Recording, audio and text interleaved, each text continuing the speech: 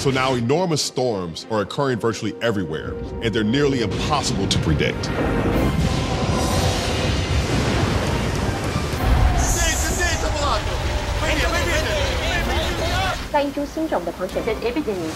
get these amazing gusts. They must be up to 150 miles an hour.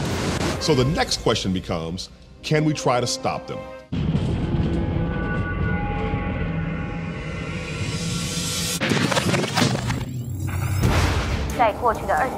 In the face of the runaway greenhouse nightmare, a panel of international scientists and military officials announced Operation Storm Destroyer, a new plan to weaken the superstorms ravaging the globe.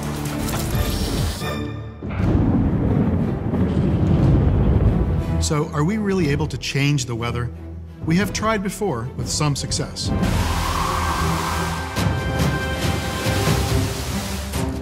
For nearly 20 years, the U.S. government ran a program called Project STORMFURY. Their mission was to weaken supercell storms by seeding them with chemicals. In theory, we can weaken a storm by selectively seeding it with silver iodide. Silver iodide particles are hygroscopic. That means they attract water. So when silver iodide particles are dropped into a rain cloud, they draw the water to them, forming raindrops. As rain falls out of the cloud, the storm weakens.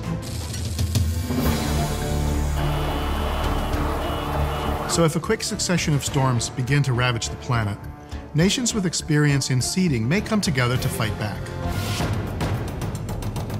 We have scheduled about 30 minutes for this press conference. With the eventual impacts of the current environment yet unclear. Maintain spacing interval 90 seconds. And the constant threat of natural disaster. Approaching minimums. And America stands ready as a partner to provide stability for all. Okay, jettison iodide.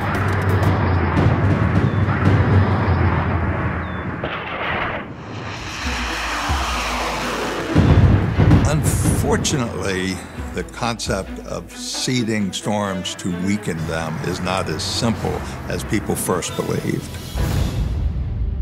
Even for normal-sized storms, it's difficult to prove the effectiveness of seeding.